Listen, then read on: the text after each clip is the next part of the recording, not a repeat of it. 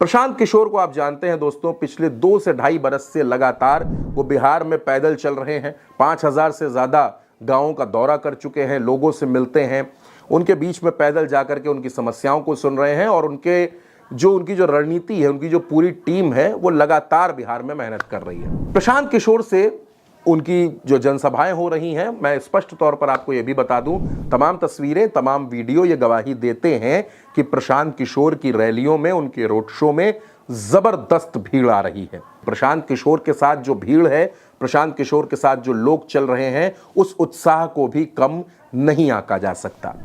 प्रशांत किशोर से यह सवाल पूछा जाता है कि आपकी पार्टी बिहार में किसकी पसंद है, क्योंकि बिहार का चुनाव हो तो दोस्तों जाति के बिना बिहार में राजनीति की बात होती नहीं है।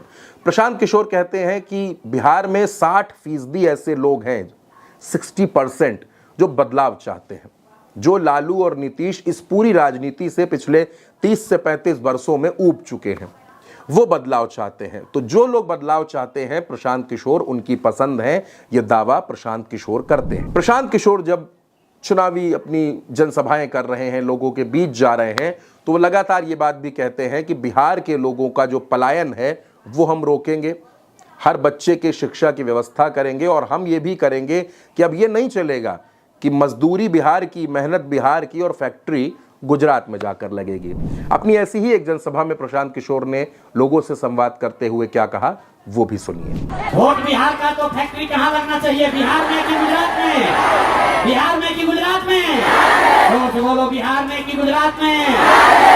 और जितना लोग मोदी के वोट देने वाला जा, सब आदमी अब अपना अपना दिल पर हाथ रख के बोलिए, 15 बरस में मोदी ने फैक्ट्री कहाँ लगाया, बिहार में कि गुजरात में?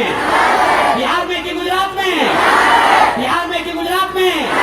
बिहार में कि गुजरात में? मंजूर है कि वोट लीजिएगा बिहार में, फैक्ट्री लगी गुजरात में, मंजूर बा? मंजूर है? तो मोदी कहने पर हम लोग वोट देंगे।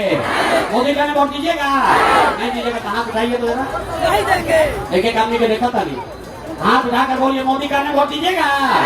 मोदी कहना वोट दिया ही, अगर दिया ही तो लड़का जाके गुजरात में मजदूरी करिया होकर भागी, आपे होइएगा। अब दोस्तों इस पूरी खबर में मैं आपको ये भी दिखाते हुए चल रहा हूं कि प्रशांत किशोर किस तरह से पैदल चल रहे हैं, किस तरह से महिलाओं का उनको आशीर्वाद मिल रहा है, किस तरह से उनके पीछे एक हुजूम नजर आता है।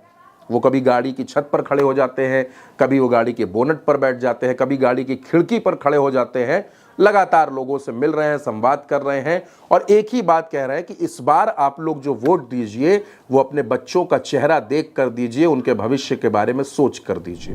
प्रशांत किशोर की पार्टी का चुनाव चिन्ह भी दोस्तों स्कूल का बस्ता है।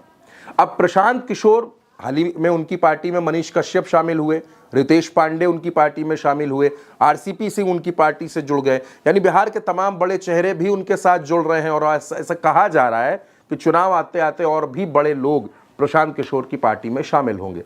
प्रशांत किशोर ये भी कहते हैं कि 243 सीटों पर उनकी पार्टी चुनाव लड़ेगी और किसी भी पार्टी से प्री या पोस्ट किसी भी तरीके का अलायंस पीके की पार्टी जनसुराज नहीं करेगी।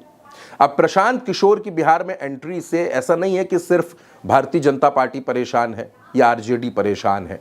दोनों ही गठबंधन, चाहे एनडीए हो या महागठबंधन जो ब्लॉक बना है कांग्रेस और तेजस्वी की पार्टी का, हर तरफ एक तनाव है, क्योंकि प्रशांत किशोर नुकसान तो करेंगे। अब कितना नुकसान करेंगे, क्या करेंगे, कितनी सीटें जीतेंगे, ये नतीजे बताएंगे। लेकिन प्रशांत किशोर ने एक एनर्जी बिहार में पैदा कर दी है और अब प्रशांत किशोर के सामने ये चुनावी लड़ाई है।